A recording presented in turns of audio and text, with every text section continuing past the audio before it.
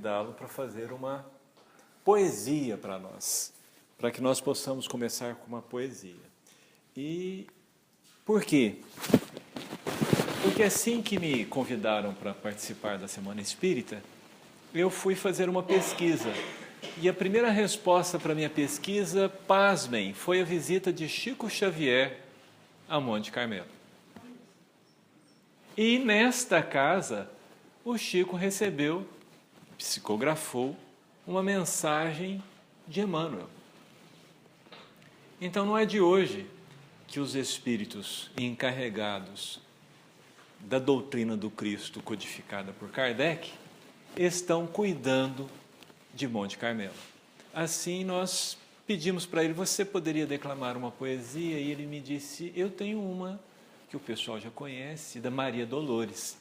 E por que a poesia? Porque o nosso Chico gostava de poesia. A poesia está no livro Coração de Vida, com o Espírito de Maria Dolores, quando ela nos fala: levanta-te a cada dia, pensa em Deus, louva e agradece, mesmo num lance de prece, a bênção de trabalhar. Depois cumpre as obrigações que a vida te deu as horas, doando paz onde moras, partindo do próprio lar. Se resguardas na lembrança alguma ofensa sofrida, deixe a ofensa esquecida na luz do eterno bem. Não busque descanso inútil, trabalho é apoio preciso. Não afaste o teu sorriso do coração de ninguém. Exerce a beneficência das palavras benfazejas. Se não tem o que desejas, contenta-te com o que tem. Às vezes, para quem sofre, o momento de alegria é simplesmente o abraço de simpatia, que é sempre o melhor dos bens. Não esmoreças, o trabalho aprimora o mundo todo. Muita flor vem do lodo, muito amparo vem da dor. Serve, ensina, reconforta, na fé viva em que te alcança. Porque é entre as luzes da esperança que começa o reino do amor. Maria Dolores. E vejam que a poesia está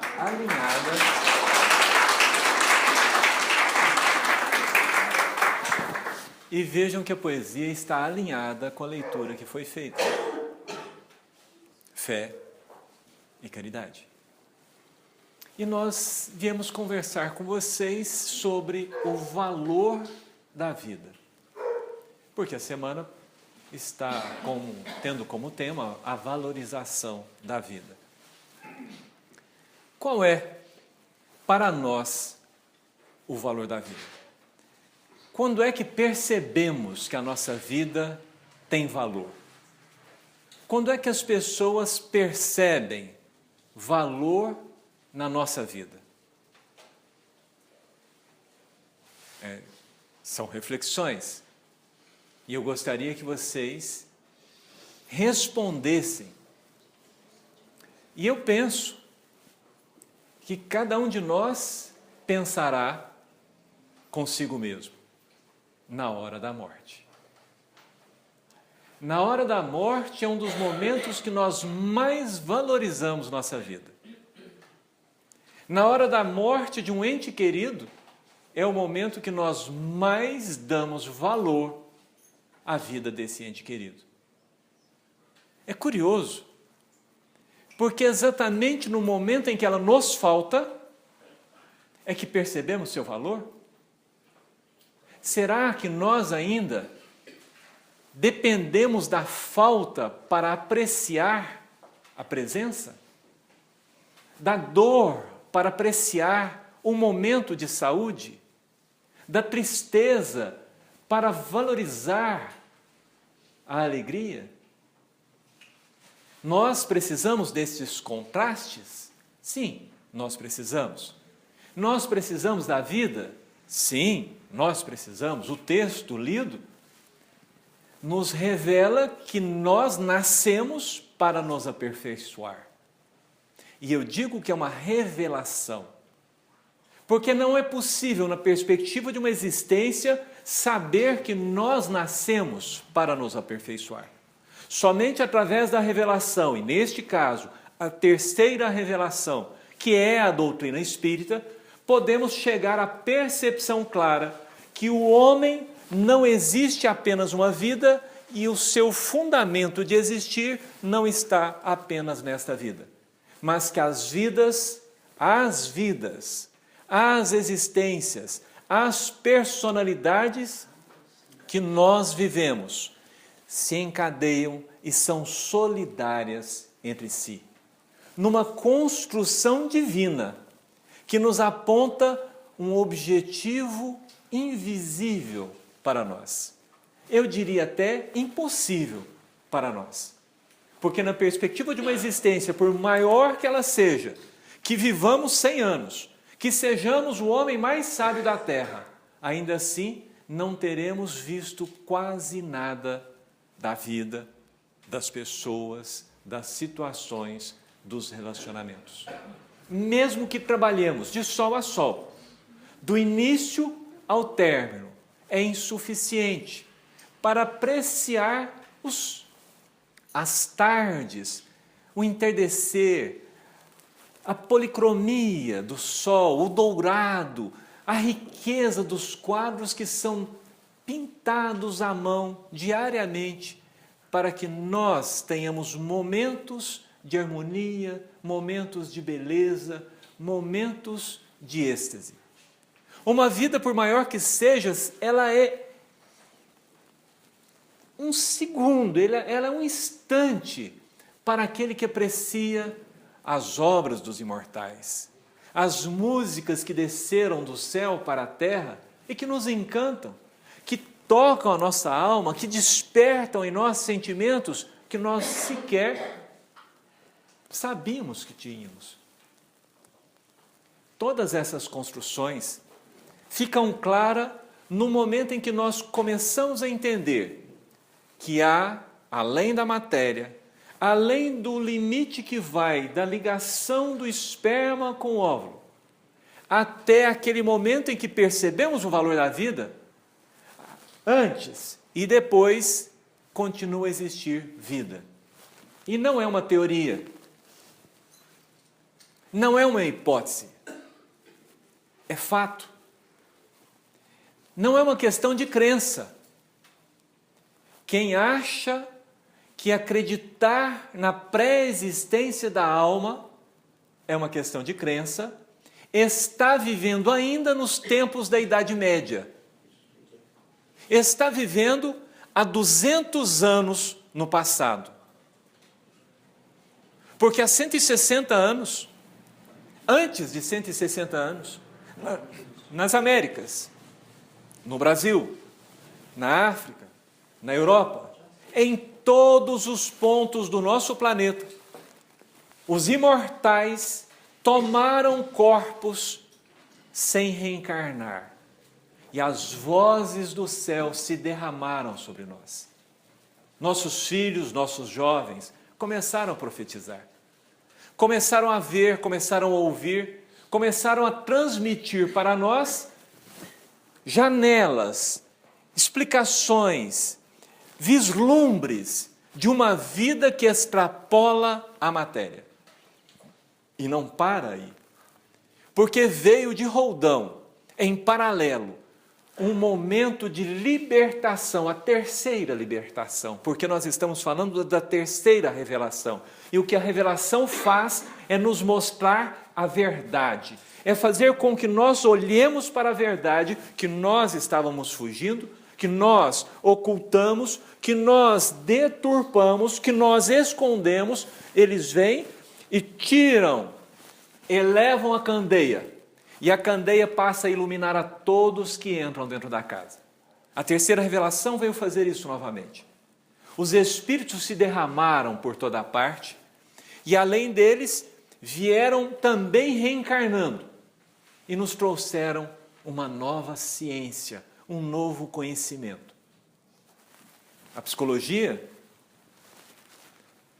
nos seus primeiros ensaios, levou o homem a perceber que existem memórias de fatos que ocorrem na nossa infância, que perduram conosco até a nossa morte.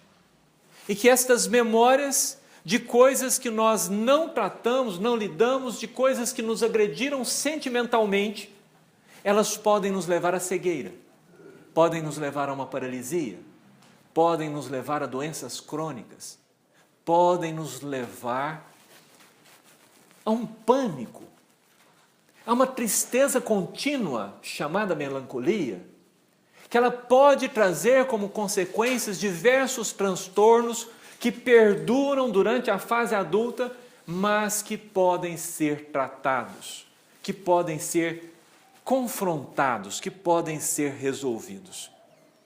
Percebam, quando os Espíritos abrem para nós as portas das comunicações e nos nossos centros espíritas, nós recebemos espíritos e tratamos com eles os problemas que eles tiveram no passado e que levam-no a odiar, que levam-os a um sofrimento intenso, que fizeram com que eles se perdessem no processo de aperfeiçoamento. Nós estamos usando as mesmas técnicas que foram trazidas para nós através desses espíritos em reencarnando. Não existe mais fronteira dos dois universos, das duas realidades, das duas dimensões.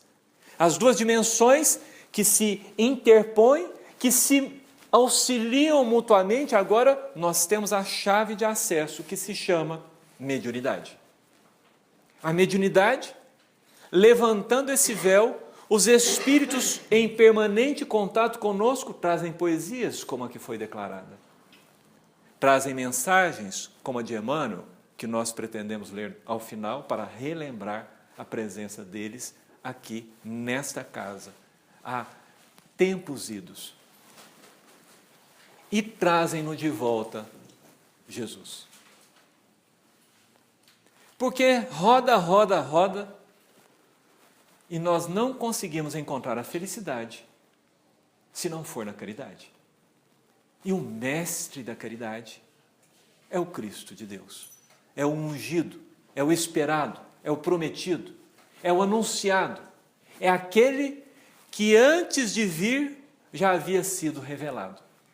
Como ele viveria, o que ele faria, como ele se comportaria, para que quando ele viesse, para que quando ele chegasse, nós fôssemos capazes de ver a verdade, de enxergá-la. Então a nossa história é mais ou menos assim.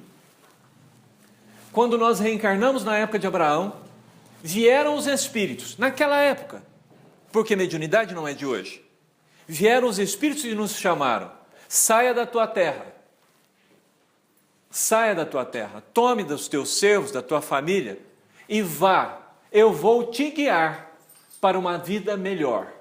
O que é sair da nossa vida e ir para uma vida melhor, se não aperfeiçoar-se, se não melhorar-se, se não adquirir novos conhecimentos, se não ousar sair daquele lugar que nós vivíamos em escravidão, em sofrimento, em dor, sair daquela situação para uma situação desconhecida, porém anunciada por aqueles que nos dirigem como sendo uma situação melhor.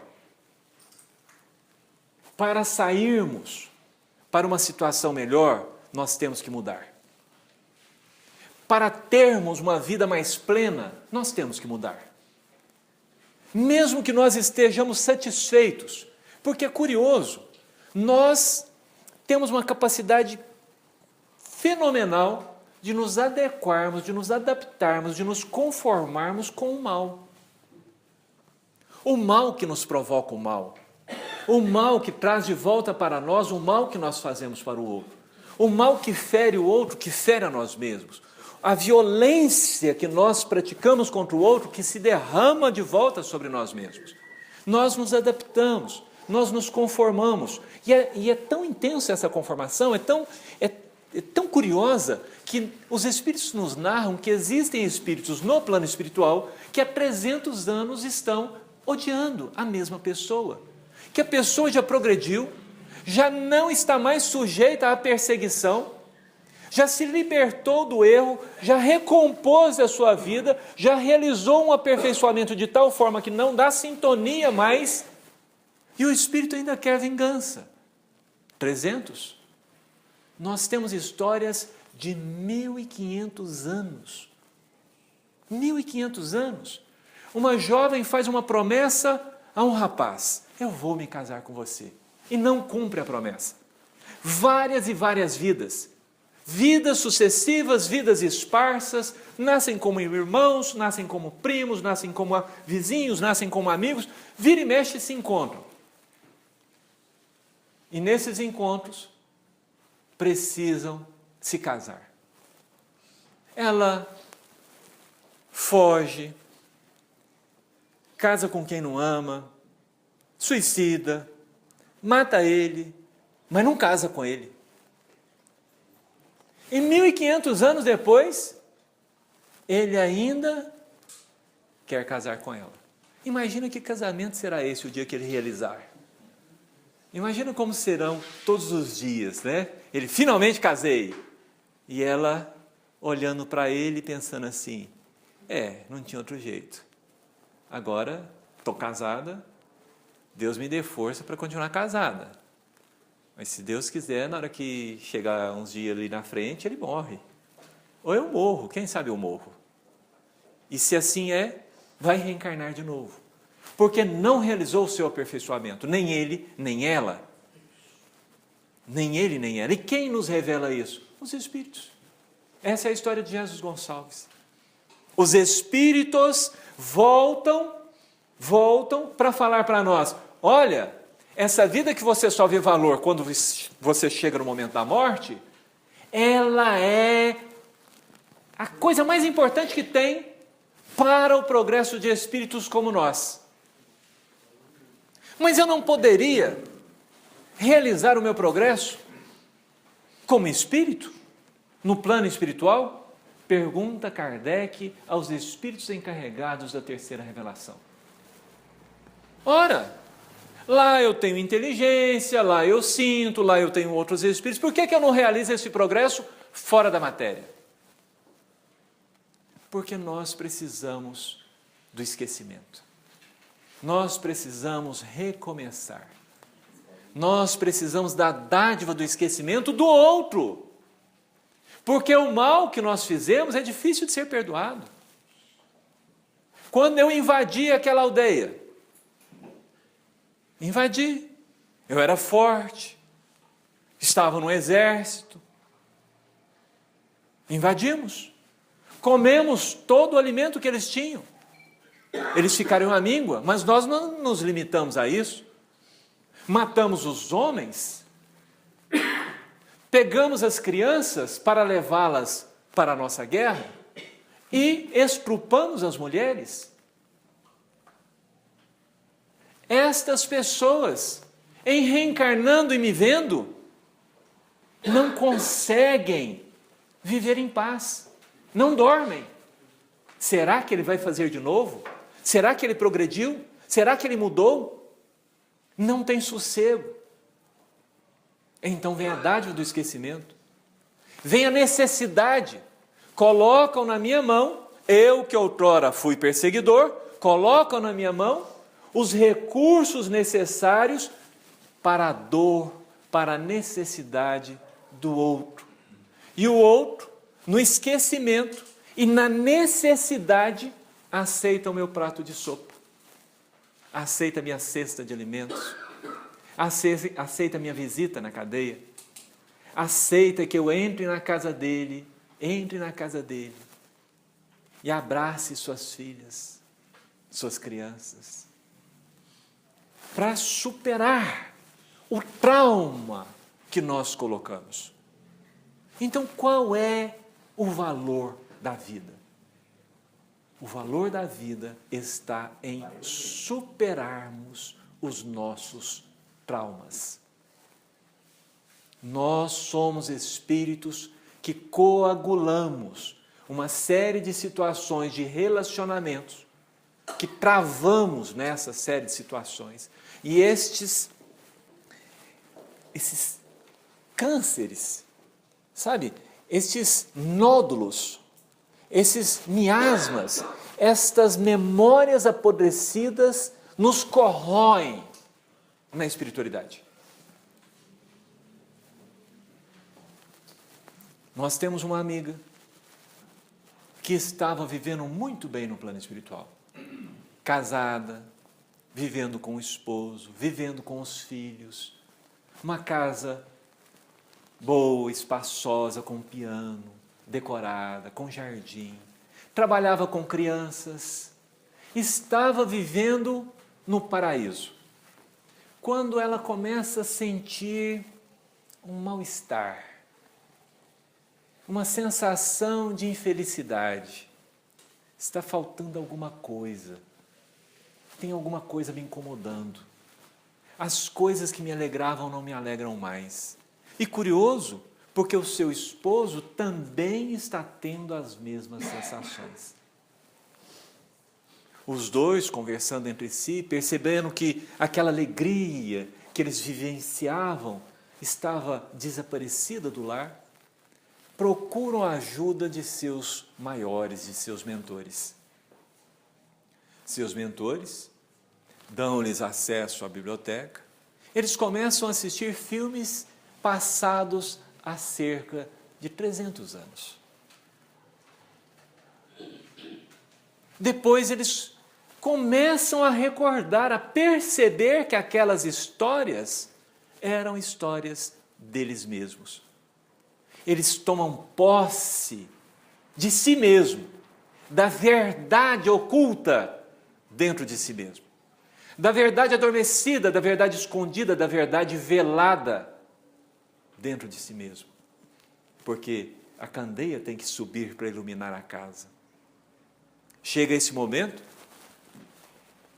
que, orientados, eles vão fazer um tratamento, o mesmo tratamento que prova para nós que a alma pré-existe ao corpo. Eles fazem uma regressão de memória. Primeiro, as sensações, os sentimentos, as lembranças espontâneas, que é outra pesquisa que vem sendo realizada na Terra pelos materialistas, que está comprovando a pré-existência da alma. Regressão de memória, terapia de vidas passadas, comprovando a pré-existência da alma. Não é uma questão de crença, foi revelação há 200 anos, não é mais revelação, é fato público. Se você ainda acha que é questão de crença, você perdeu uma reencarnação. Perdeu. Você não valorizou essa vida que te foi concedida dentro do Consolador, dentro desse conhecimento. Porque esse conhecimento vem nos ajudar a quê? A olhar para nós mesmos e vermos as nossas dificuldades de relacionamento. Por que eu tenho dificuldade de relacionar com ele? Por que a primeira vez que eu o vi eu fui simpático? Por que quando ele canta eu me sinto transportado? Por que quando ele levanta, ele chega, me dá uma sensação de inveja? Por que fulano, quando eu percebo que ele vai num lugar, eu perco a alegria de ir naquele lugar? Nós olhamos para nós mesmos, pegamos esse conhecimento e há aqui um desafio de progresso. E esse desafio de progresso exige de nós o remédio, o único remédio capaz de dissolver esses nódulos de memória carcomida. O Chico nos diria que, para falar uma verdade, nós precisamos de colocar apenas uma gota de verdade, num litro de amor. O que realiza o progresso do homem é o amor. O que liberta o homem é o amor. Porque depois de Abraão, nós, simbolicamente, somos agora o povo do Egito. passando fome, passando dificuldade por causa das nossas imperfeições, nós somos escravizados. Nós passamos a viver na dependência. Nós vivemos sem liberdade, nem liberdade de cultuar o nosso Deus nós temos. Não pensamos mais por nós mesmos. Sabe o que os Espíritos fazem? Se manifestam a Moisés.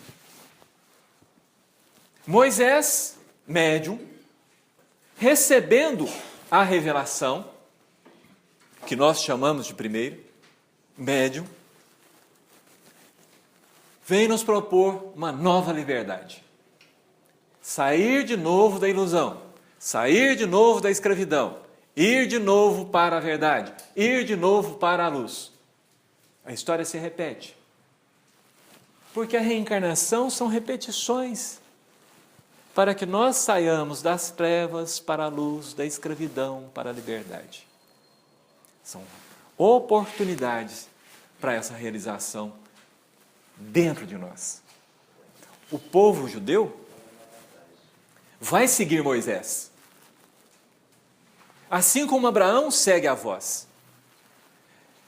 Mas uma vez livres, uma vez que nós nos libertamos de um obsessor, uma vez que nós nos libertamos de um trauma, qualquer, dessa ou de outra vida, o que fazemos nós agora que nós estamos livres? Qual é o nosso comportamento? Sabemos já fazer escolhas maduras? O sofrimento que acabamos de vencer deixou em nós um aprendizado? Nós nos aperfeiçoamos? Eu tinha uma prova, não estudei. Na hora da prova, o medo, a agonia, a angústia, presentes, faça a prova, vem a nota ruim, o desespero, tenho que contar para o meu pai, tenho que contar para a minha mãe, enfrento as dificuldades. Passa o tempo, tenho que estudar e virão outras provas. Eu aprendi. Agora eu me preparo para a prova, para não ter mais aquelas emoções ruins, negativas que eu tive antes, para não ter mais a nota ruim, para não ter mais que levar aquela notícia ruim para os meus pais. Eu aprendi. Uma vez que eu superei aquele ódio, eu aprendi a viver sem o ódio. Uma vez que aquele inimigo já não me persegue mais, eu aprendi a viver sem a perseguição de um inimigo. Eu aprendi a ser livre. Esta é uma pergunta que nós não temos nos feito. Mulheres, vocês hoje vão ter um vale. Vocês podem escolher 2 pares de sapato numa loja no centro da cidade. Você chega naquela vitrine, tem pouquinho sapato lá, né? Não tem? Não tem? Aquela quantidade, cada um mais bonito que o outro. Você sabe escolher? Nós somos defrontados hoje, nos nossos dias, com infinitas escolhas todos os dias para aprendermos a escolher, para aprendermos a ser livres. Porque ser livre impõe para nós que saibamos diferenciar o que é bom para nós do que não é bom para nós. O que me faz bem do que não me faz bem. E buscar a felicidade no mundo, os prazeres do mundo, não me fazem bem. Nós estamos enganados se pensamos isso. O que é que me faz bem? Você pode dizer que a Terra é um lugar de felicidade se você buscar aí o quê? Eu estou repetindo a lição que foi lida. Estou repetindo ela. Se você considerar que a caridade, que a busca de fazer o bem, não importando o sacrifício que exija de você, é a sua missão, é a sua tarefa, e então você encontrará a felicidade na terra. Este é o conhecimento libertador.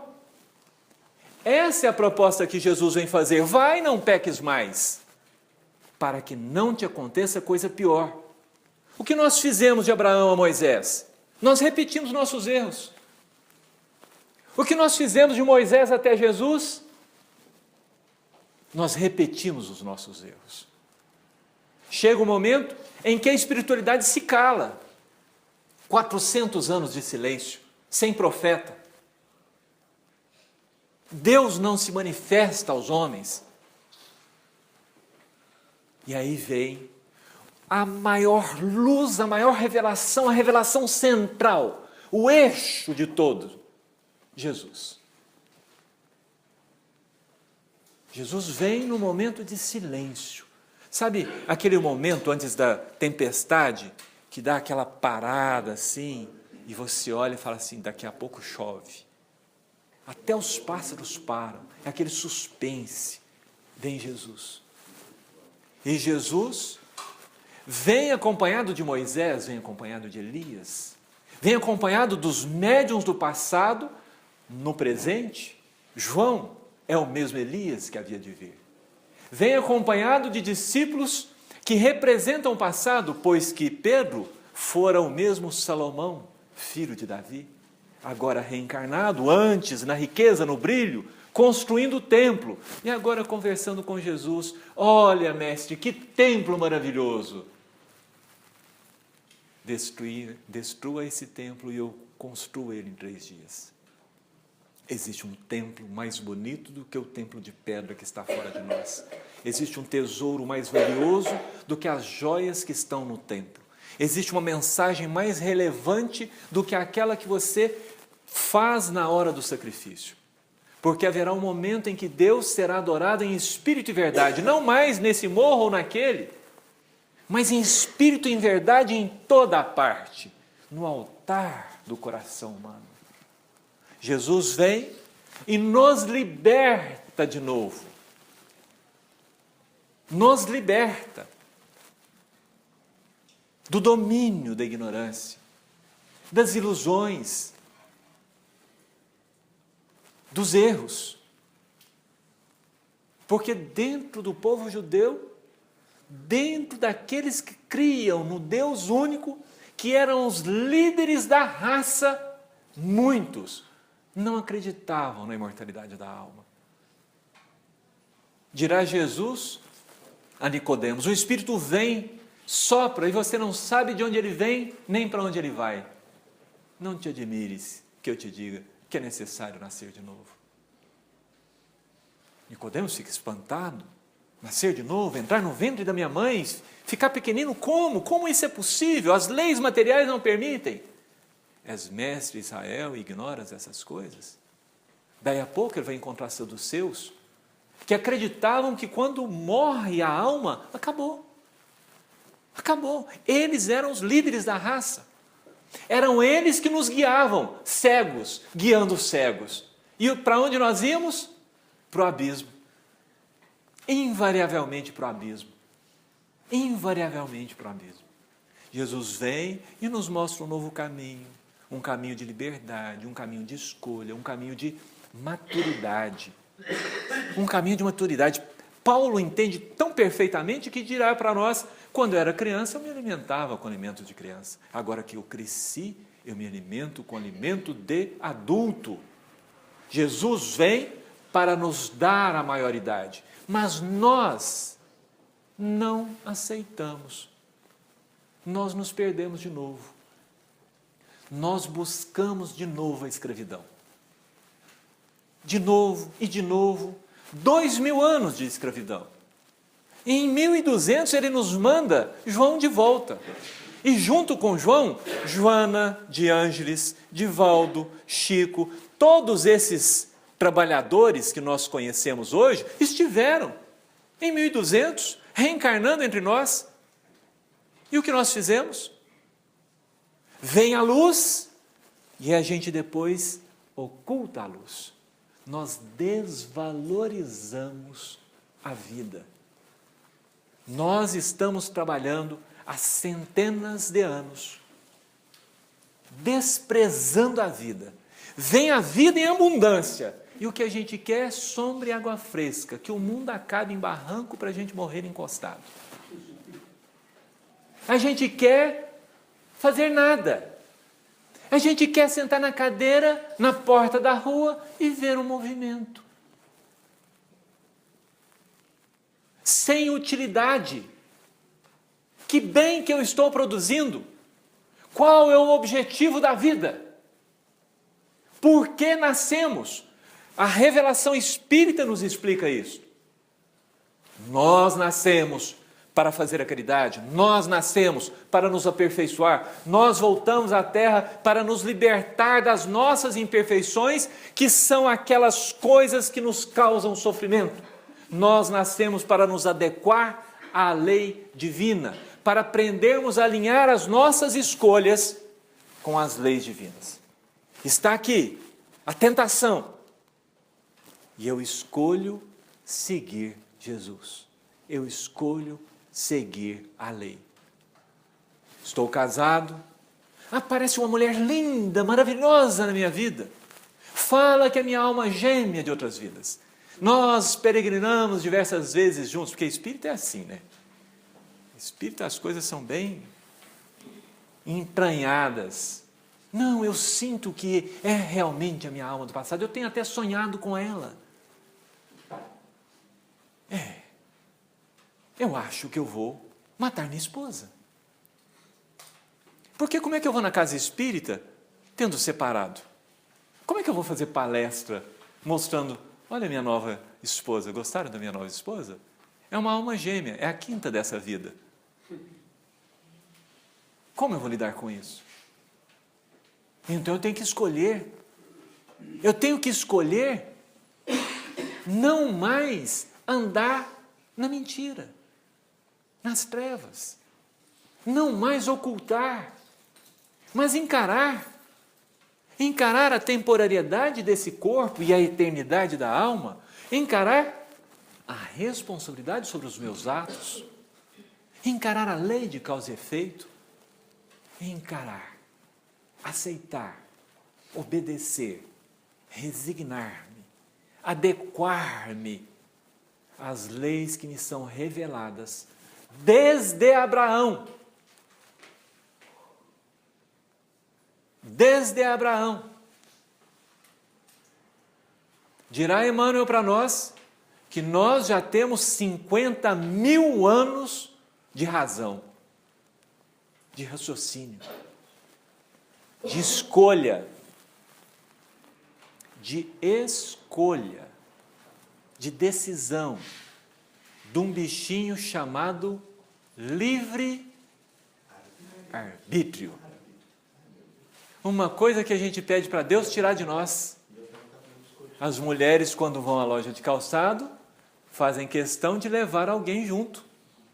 Para quê? Para escolher. Agora, se for a outra que for comprar, a gente faz questão de ir junto. Para quê? Para dar palpite na escolha dela. Então a gente adora escolher para o outro. Homens, vocês acabam de ganhar a assinatura de uma TV com 30 canais de esportes. 30 canais de notícias. 30 canais de filmes. Eu quero ver vocês ficarem num canal.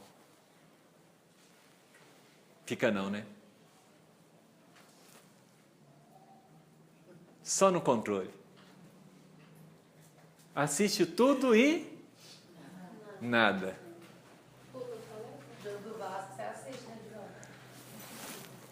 Só no controle. Compreendem? Nós estamos vivendo uma nova oportunidade onde nós somos defrontados com a liberdade. Essa existência que nós estamos vivendo, que nos encaminha para o mundo de regeneração, ela é uma encruzilhada, ela é um marco para todos nós. As nossas escolhas determinarão se nós podemos viver num mundo de regeneração onde as pessoas são livres ou se nós precisamos voltar para um mundo de expiação. O que caracteriza uma expiação?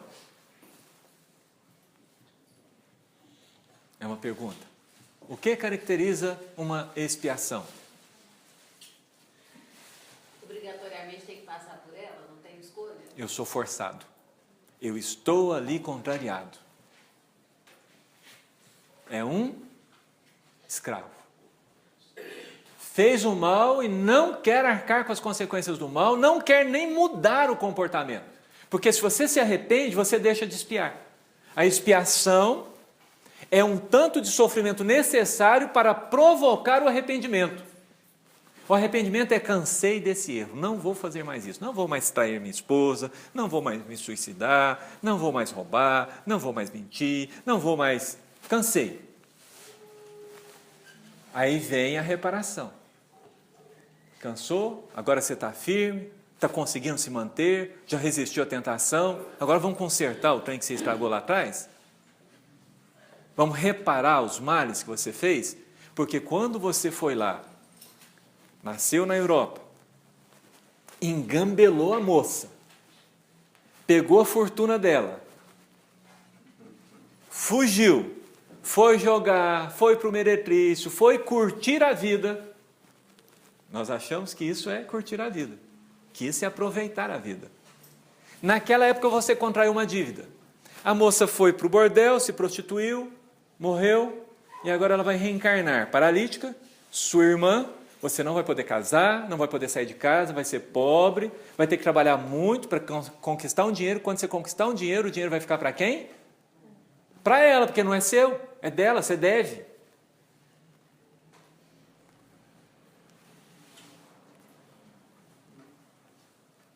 São histórias que nós ouvimos dos espíritos na doutrina espírita. São histórias que Jesus não entra em detalhes tais, mas Jesus desenha para nós. Ele explica o que acontece quando um pescador chega de tarde em casa, depois de um dia de pesca, depois de um dia de trabalho. Ele está com os peixes. O que ele faz com os peixes? Separa os bons dos maus. O que acontece com uma mulher que foi no supermercado e não tinha feijão daqueles limpinhos, porque hoje a gente nem sabe o que é catar feijão, né? Mas as pessoas que conhecem os feijões de antigamente sabem, catava arroz, catava feijão, não é isso? Aí você chega e pega aquele feijão sujo. O que você vai fazer? Vai separar os feijões bons dos feijões maus. E o agricultor? Ele chega lá na roça e está um mato no meio do milho dele, no meio da soja, no meio da lavoura. O que ele vai fazer? Ora, se nós percebemos fisicamente que existem coisas boas e coisas ruins, como é que nós não percebemos que existem decisões boas e decisões ruins? Que existem escolhas boas e escolhas ruins? Que existem sentimentos bons e sentimentos ruins? E que nós temos que, como trabalhador, como a dona de casa, como agricultor, separar estas coisas e escolher o bom. Escolher o Cristo, escolher a doutrina espírita, escolher a luz. Desde o Antigo Testamento em Moisés, desde Abraão, escolher fazer a vontade de Deus. Porque dirão os espíritos que as leis naturais são todas leis divinas e elas foram criadas para a nossa felicidade. O homem só é infeliz quando ousa tentar ir contra elas. Explico-me. Isto aqui é uma lei divina. Minha mão não passa por essa parede. Mas eu sou muito teimoso.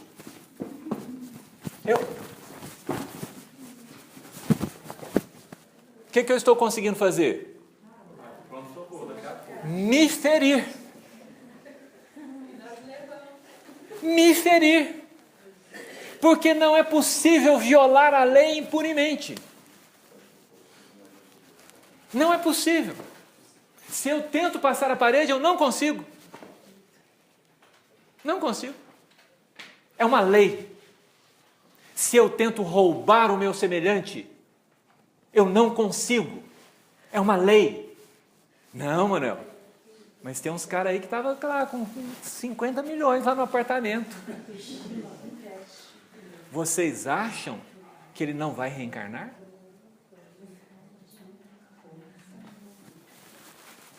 Existia um sátrapa. Um sátrapa era um príncipe na Ásia. E ele tinha um reino. E ele ali era mandado, ele mandava e era obedecido. Ele era um déspota. E ele fazia leis férreas para seus subordinados, para seus liderados, para seus colonos. Naquele reino, as leis eram terríveis e dependiam muito do humor do governante. Se ele amanhecesse feliz, felicidade. Mas se ele amanhecia emburrado, ai, ai, ai. Ao lado desse homem, colocaram as divindades um espírito bom, que foi iluminado nos primeiros tempos do Cristo. Esse espírito procurava despertar neste governante bons sentimentos, boas ações. Podeis ser feliz na terra se buscardes fazer o bem, buscardes a caridade. Este homem buscava a felicidade. Este outro, que era o governante, era um infeliz. Ele tinha 15 esposas. Não era por isso que ele era infeliz. Eram 15 esposas maravilhosas, lindas, as joias que existiam no reino. Ele não se importava com elas. O que ele tinha algum carinho de vez em quando era com seus cachorros. Quando ele ia visitar as esposas, ele olhava-as dançando, olhava seus trabalhos, nenhum elogio, nenhuma palavra de carinho, nenhuma palavra de conforto. Quando fazia sexo, sem sentimento. No dia do seu aniversário, seu ministro, um homem bom, lhe apresenta uma jovem grega. Essa jovem sai dançando pelo salão, rodopiando, e com seus encantos encanta esse governante. Se senta na cadeira da preferida, que nunca havia sido ocupada antes. Displicentemente, vai conversando com ele, enamora-o, e poucas semanas depois os dois estão casados. É a primeira vez na vida desse espírito que ele, de alguma forma, se internece por alguém, que desperta nele um sentimento de amor, um sentimento por uma outra pessoa. Seu ministro aproveita essa fase e abranda as leis do reino. É uma fase de felicidade, de alegria. Uma das primeiras coisas que ele faz é devolver aquelas esposas às suas famílias, é libertá-las. Mas nós estamos aqui para progredir, e a dor muitas vezes é a benfeitora, muitas vezes ela é chamada para realizar o que o amor não consegue fazer. Alguém por inveja envenena a grega, a loira, o amor da vida dele. Ele enlouquece. Ele enlouquece, gente. Ele maltrata as pessoas que estão perto dele, ele tenta de todas as formas descobrir quem é o assassino. E num ato de desespero, não suportando, suicida-se. O nome dele, Sacaran. Essa história está no livro Sublimação. Ele hoje é o Charles, mentor da Ivone, do Roberto, um espírito enobrecido, porque depois dessa vida, ele volta às mesmas terras que ele governou, dessa vez como um mendigo. e nas portas do palácio que fora dele, ele estende suas mãos. É o aprendizado. Nós achávamos que ser rei, que ser rico, que ser poderoso, que ser belo, que ter todos os seus caprichos e desejos atendidos era a maravilha da vida. Mas ele vai aprender na mendicância, na falta, na dor, o valor da vida. Ele vai ser encontrado por um cristão. E esse cristão vai tomá-lo sob sua proteção e vai ensinar-lhe as brandícias do Consolador. Vai contar para aquela alma sofrida, porque ele trazia, além das dores do suicídio, as dores dos assassinatos cometidos, do sofrimento provocado e da separação da amada. Mas quando ele ouve Jesus, quando lhe falam daquele carpinteiro manso, seu coração se enche de esperança. Ele toma uma decisão. Ele resolve seguir Jesus. E daquela existência para frente, nós não vamos vê-lo se suicidando novamente. Nós não vamos vê-lo perdido novamente em desmandos. Nós vamos vê-lo firme, intimorato, por diversas vezes reencarnando com ela, trazendo-a como esposa, trabalhando pela recuperação, pelo adiantamento moral dela, trazendo-a como filha, como irmã, como amiga, protegendo-a sempre. Ele assume para si, por causa do amor grandioso que aquela alma desperta dentro dele, a tarefa de conduzi-la à luz. E ele trabalha até os anos atuais nessa tarefa. Porque recentemente Ivone consegue ter uma vida sem se suicidar. Consegue ter uma vida e valorizá-la do início ao fim, não quando ela acaba. Não quando chego finalmente, ele olha para trás e pergunta: o que fiz das horas que me foram concedidas? O que fiz do tempo que me foi dado? O que fiz do leite materno que eu tomei? Dos animais que se sacrificaram por mim? Das plantas incessantemente plantadas e replantadas que eu as arrancava e consumia? O que fiz eu dos amigos que me foram confiados? O que fiz eu das pessoas que se aproximaram de mim, na esperança de receber de mim um pouco do muito que eu recebi das esferas superiores? Nós ainda estamos vivos. Nós ainda estamos distantes do momento da morte. Nós ainda temos a grande oportunidade de escolher Jesus, de escolher Moisés, de escolher Kardec, de escolher o Chico, de escolher a luz, de escolher a luz. E para finalizar, nós vamos ler para vocês, se eu conseguir fazer a coisa aqui funcionar, a mensagem intitulada Oração. Descerrando a porta de nossa tarefa espírita à frente do mundo, rogamos-te, nos assista para que a nossa caridade não seja exibição de virtude, para que nossa justiça não seja maldade, para que nossa fé não seja fanatismo, para que nossa dedicação não seja interesse, para que nossa sinceridade não seja arrogância, para que nossa alegria não seja ruído inútil, para que nossa coragem não seja temeridade, para que nossa franqueza não seja violência,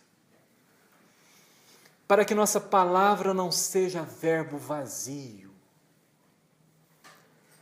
e para que nosso tempo não seja recurso guardado em vão. Auxilia-nos, Mestre, a encontrar-te em nosso próximo torturado ou envelhecido, e ajuda-nos a compreender que os irmãos no espinheiro da dor ou na sombra do erro são, em todos os lugares da terra, a sagrada herança de tua misericórdia, para que possamos, em ti buscando, na presença deles, resgatar o nosso passado delituoso e converter o presente em degrau de ascensão para o grande futuro. Faze-nos, pois, entrar na tua manjedoura, a diretriz da simplicidade para a nossa existência, e em tua cruz, a norma de renunciação pessoal para o bem de todos, na conquista da vida eterna. E ensinando-nos a estar contigo como está conosco, abençoa-nos a esperança de servir-te, hoje e sempre. Assim seja. Emmanuel. Que a paz do Cristo esteja com todos nós.